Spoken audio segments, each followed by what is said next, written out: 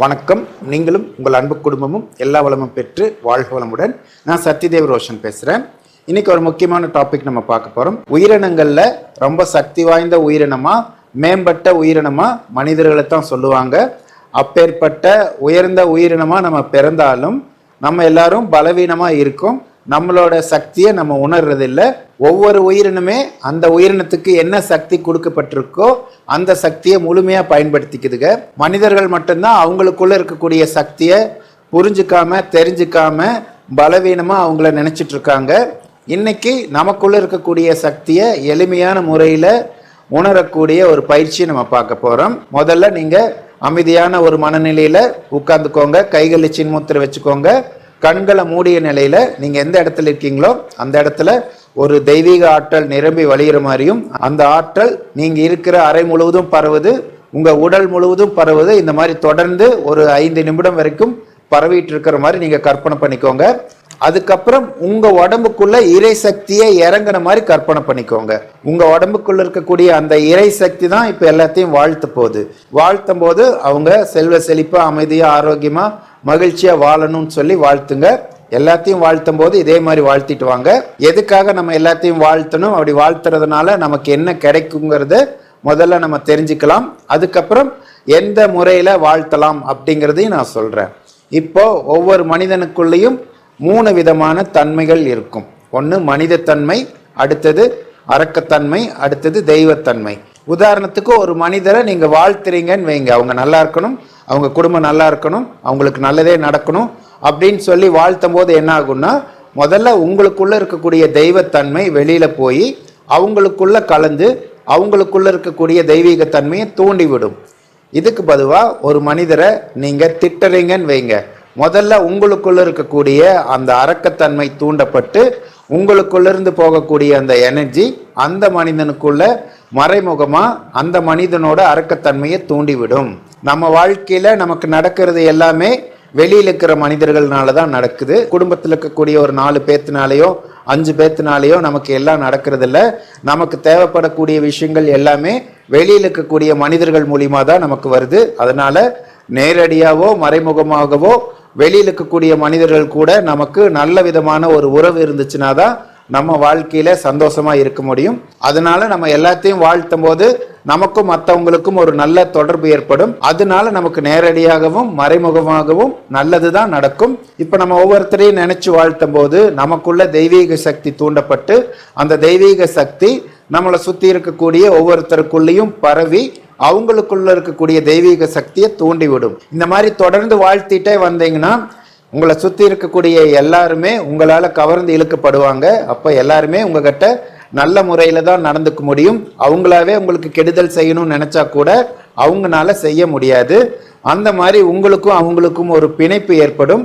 உங்களை சுற்றி ஒரு தெய்வீக ஒளிவட்டம், ஒரு ஆறா ஏற்படும். அதனால கெட்ட விஷயங்கள்ல இருந்து நீங்க பாதுகாக்கப்படுவீங்க.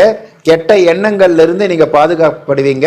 உங்களை கண்டாலே எல்லாத்துக்கும் பிடிக்கும், உங்க கூட பேசணும் பழகணும்னு விரும்புவாங்க. நீங்க கேட்காமலேயே உங்களுக்கு உதவியெல்லாம் கிடைக்கும்.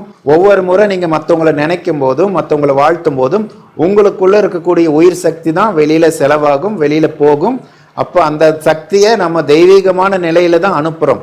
ஏன்னா வாழ்த்தும் போது நமக்குள்ள இருக்கக்கூடிய உயிர் சக்திங்கிற இறை சக்தி புனிதமான தன்மையோட தான் வெளியில போகுது. நீங்க மற்றவங்களை திட்டும் போது தான் உள்ளுக்குள்ள இருக்கக்கூடிய அந்த தெய்வீக சக்தியை களங்கம் அடைஞ்சு நெகட்டிவ் எனர்ஜியா வெளியில போகுது. மழை நீர் மேலிருந்து வரும்போது புனிதமாக தான் இருக்கும்.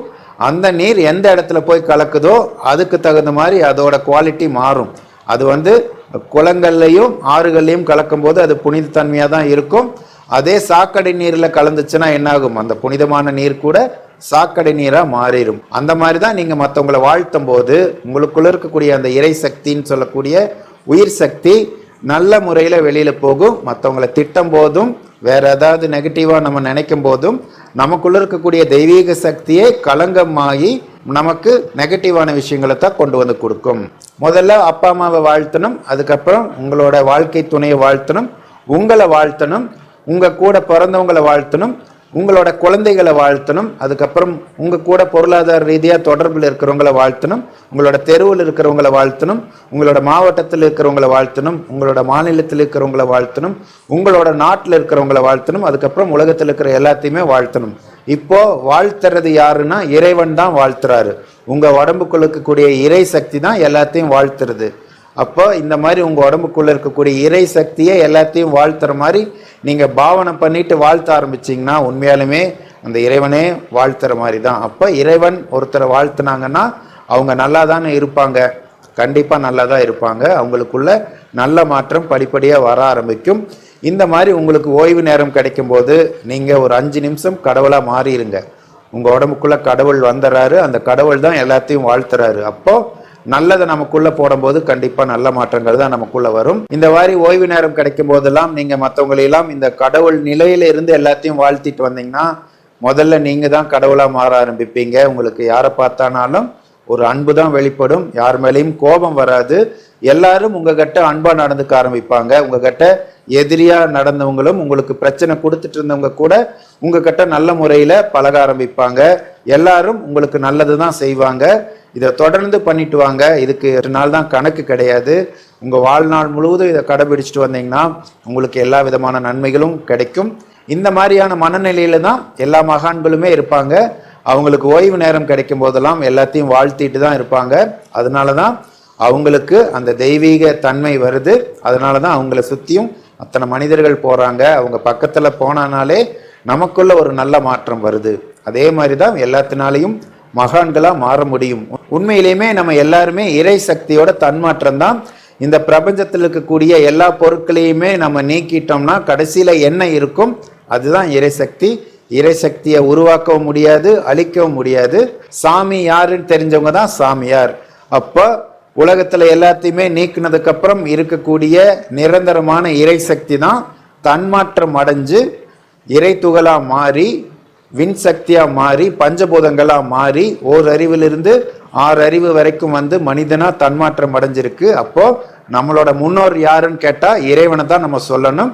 ஏன்னா நம்ம முன்னோர்ல யார் சிறந்தவர்களோ அவங்களை தான் நம்ம பெருமையா சொல்லிக்கும். அதனால நம்மளோட முன்னோர் யாரு, நம்மளோட தாத்தா யாருன்னா இறைவனை தான் நம்ம சொல்லணும். அதுக்கப்புறம் விலங்கினங்கள் மூலியமா தன்மாற்றம் அடைஞ்சு வரும்போது அந்த விலங்கின பதிவுகள்லாம் நமக்குள்ள வந்து நம்மளை நெகட்டிவா இயக்கிட்டு இருக்கு. நம்ம எல்லாருமே நம்மளோட மனசில் இருக்கக்கூடிய தீய எண்ணங்களை அழிச்சு எல்லாத்துக்கிட்டையும் அன்பாவும் ஆதரவாகவும் கருணையோடையும் நம்ம நடக்க நமக்குள்ள இருக்கக்கூடிய அந்த விலங்கின பதிவுலாம் மறைஞ்சு தெய்வ பண்பு வெளிப்பட ஆரம்பிக்கும். எல்லாருமே நமக்குள்ள இருக்கிற சக்தியை உணர ஆரம்பிக்கலாம். உலகத்தில் இருக்கக்கூடிய எல்லா பொருட்களுக்கும் மூலப்பொருள் இறை சக்தி தான்.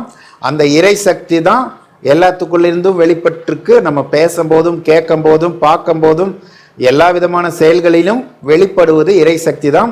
எல்லா பொருட்களுக்குள்ளுமே இருக்கிறது வந்து இறை சக்தி தான். ஏற்கனவே சொன்ன மாதிரி மழை நீர் மேலிருந்து வரும்போது புனிதமாக தான் இருக்கும். அது எங்கே போய் சேருதோ அதுக்கு தகுந்த மாதிரி அதோட தன்மை மாறுபடும்.